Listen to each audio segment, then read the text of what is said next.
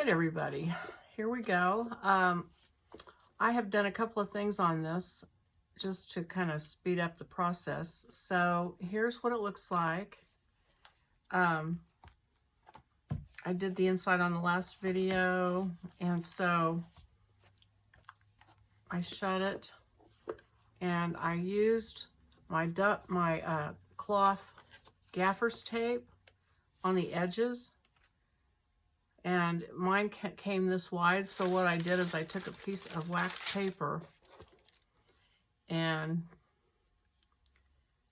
cut it, or tore it off rather. Tore a piece off this length right here, and I taped it to the wax paper. And I'll do it now because I'm going to do the back two corners. So tear it off. And so I just taped it to the, I didn't know if this would work, but it did work. So there may be other ways to do it, but this is what I did. I took a ruler and an X-Acto knife. You could cut it with scissors if you wanted to. And I shut this rather than spread it out flat because I wanted to make sure that when I put the tape on it, I had enough room to allow for these corners. And so now I'm going to do the front two corners, and this corner looks wider than the other one, which, you know, that's just how I ended up doing it. So I'm just going to kind of wrap it around here to kind of see. I mean, it looks like I need a ½ inch work. Let's see. I don't think a ½ inch, no, ½ inch won't be enough. So probably like 5/8 of an inch. So I'm going to 1, 2, 3, 4, 5. 2, 3, 4, 5. Measure twice, cut once.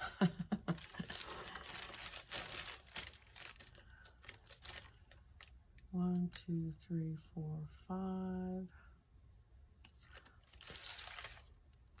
You know what? I'm going to tell you, I saw somebody, quite a discussion online the other day. In case you're wondering, most people know this, but just in case you didn't, rulers are made with an extra space on the end.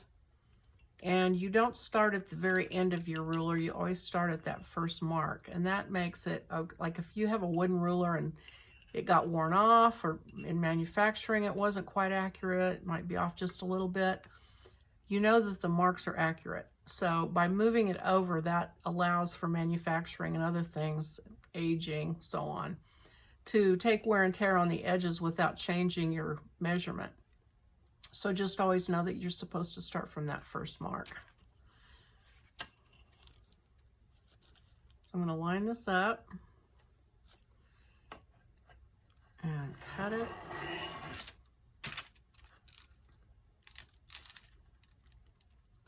Like I said, and cut it.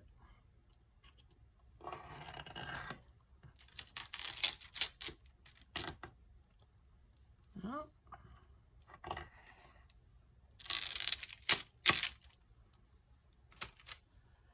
And then put it on the edge. And I know it's covering up my pearl a little bit, but you know, that's just the price of it. Whoops, didn't quite get it right. Another thing I've learned is anytime you pull tape off, if you want to not take off what's it's stuck to, take it off at like a 45-degree angle. Don't just pull it off straight up, and you'll have a better chance of getting it free from whatever you've got it stuck to.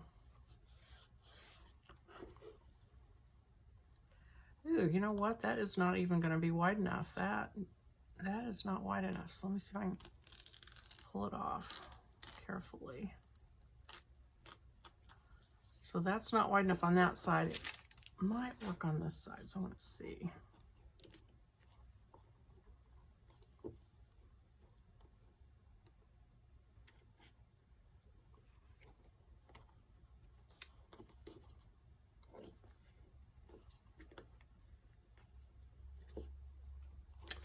No, I think it really needs to be wider than that even on that side. So, okay, so I'm just going to eyeball it. Let's see.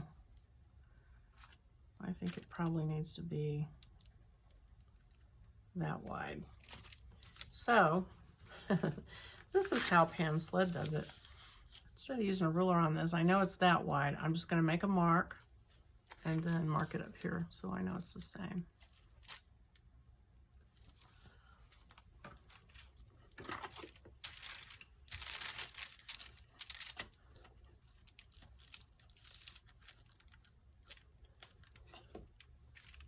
I allowed quite a bit of play in the corners when I put the inside cover on it. So that's why it's so wide, why I'm having to redo this. Okay, so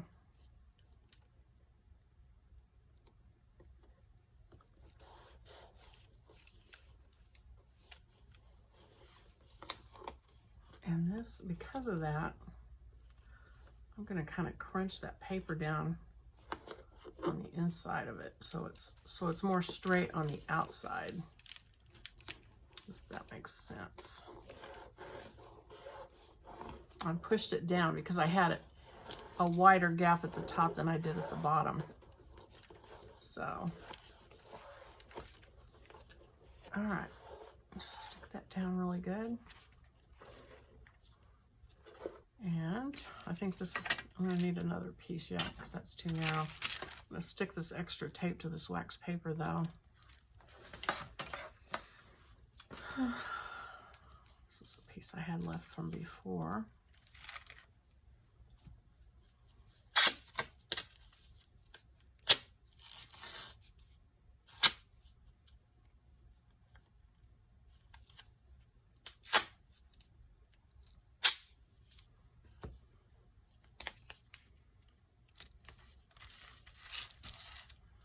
Okay, and I'm going to take a piece of paper and do it this way, and I figure I want it to be stuck on there that much, and I may just actually do the same thing over here. Kind of push it in just slightly. And I'll show you what I'm doing on the inside, what effect that's having on the inside in just a second, but I'm going to want it to be that much. Maybe that much. Yeah, that's quite a bit wider. So probably like here.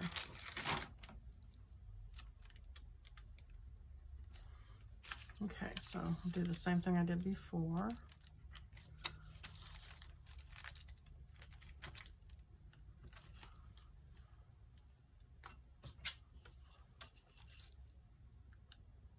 I don't really care how much it shows on the sides. I'm more concerned about how it looks from the cover. So whatever's extra there is, I'll just wrap around to the side. So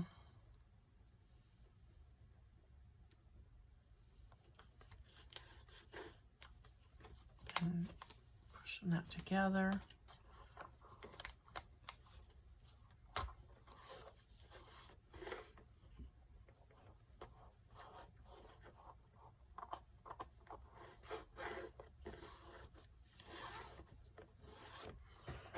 And I'm probably going to spray this whole thing with a sealer again. I've got a can of spray sealer.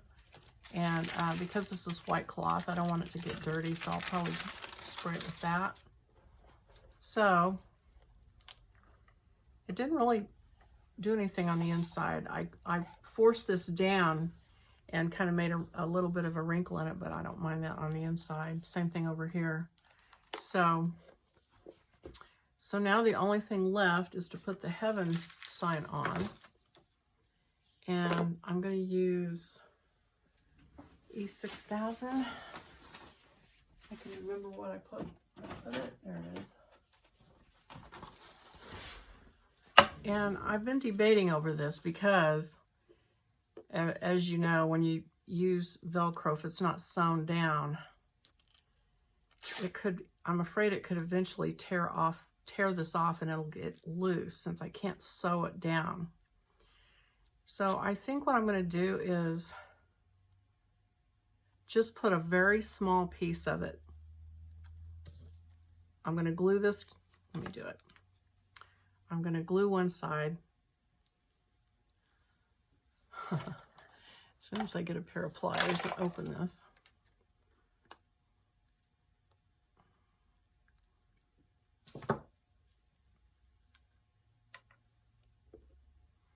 So I'm going to put a good amount of that on it. Let me set this down so I can pay attention to what I'm doing. And then I want this to be straight and centered. So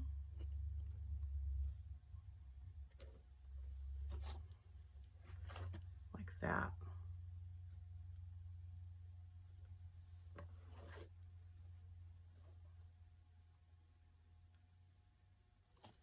And I'm gonna, I wonder if I can get a clamp on that. These big clamps.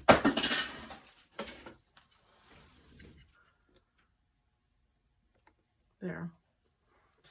And let that dry. And so then what I'll do is come back with some E6000 and just put a little bit on, just a little bit on this side over here so that it can shut. And that is the end of the Heaven Journal.